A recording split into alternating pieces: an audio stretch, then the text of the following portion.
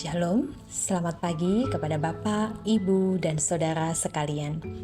Kita berjumpa kembali dalam Renungan Harian Toraya, edisi 22 Mei 2026.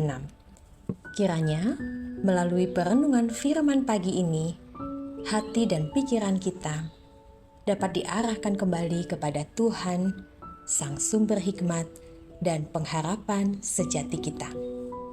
Sebelum kita membaca dan merenungkan firman Tuhan, mari saya mengajak kita semua untuk mempersiapkan hati dan bersatu di dalam doa.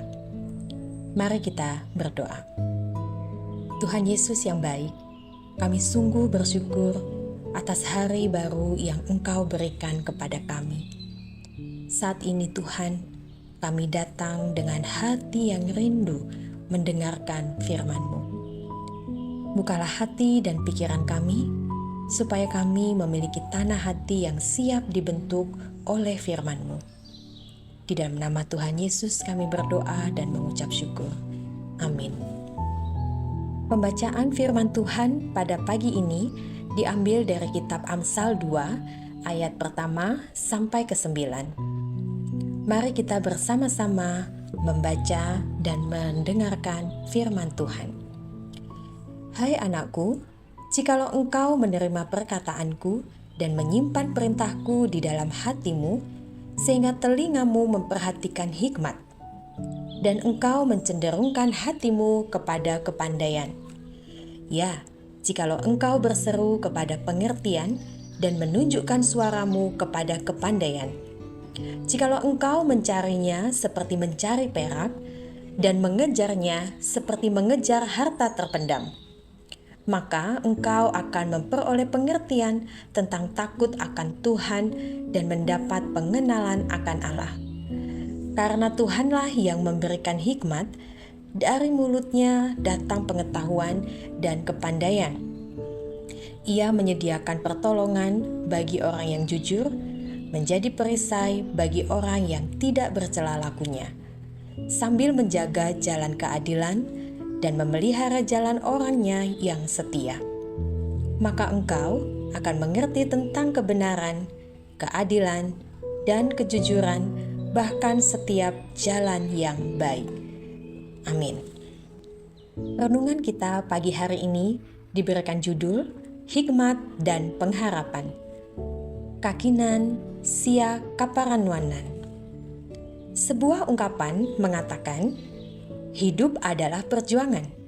Perjuangan yang dimaksud dalam hal ini adalah setiap orang harus berjuang untuk mengalami kehidupan baik dan membahagiakan. Dalam perjuangan itu, ada pilihan-pilihan yang menuntut seseorang mengambil keputusan. Setiap pilihan yang diambil tentunya akan mendatangkan akibat.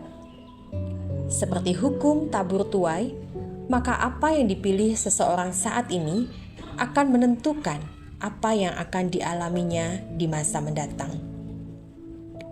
Setelah membahas beberapa akibat dari pilihan yang salah pada perikop sebelumnya, maka dalam perikop ini Salomo mengajak para pembaca untuk menentukan pilihan yang tepat dalam menjalani kehidupan.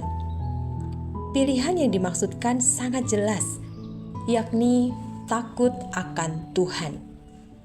Ungkapan takut akan Tuhan merupakan dasar yang tidak tergoyahkan untuk menentukan pilihan hidup. Hanya dengan sikap takut akan Tuhan, maka seseorang akan dimampukan untuk menentukan pilihan yang tepat dalam hidupnya. Yang dimaksud dengan pilihan yang tepat itu adalah pilihan yang pasti mendatangkan kebaikan dan kebahagiaan. Sekalipun dalam pilihan itu ada pergumulan yang dialami, namun hal tersebut tidak akan menghalangi seseorang untuk sampai pada kebaikan dan kebahagiaan yang kekal. Perjalanan hidup orang percaya bukan didasarkan pada apa yang tampak di depan mata saja. Sikap hidup yang takut akan Tuhan berpusat kepada Kristus akan memampukan setiap orang percaya melihat jauh ke depan melampaui apa yang terlihat di depan mata. Pengharapan itu juga akan memberi hikmat untuk tetap memilih setia sekalipun ada pergumulan yang dihadapi.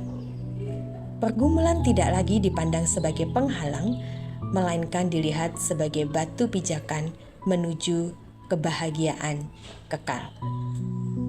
Demikian renungan harian yang sudah sama-sama kita dengarkan. Kiranya Tuhan memberkati kita semua. Mari kita bersatu di dalam doa. Tuhan Yesus yang baik, kami bersyukur dan berterima kasih untuk firman-Mu pada pagi ini yang mengajarkan kami tentang hikmat dan pengharapan di dalam Tuhan.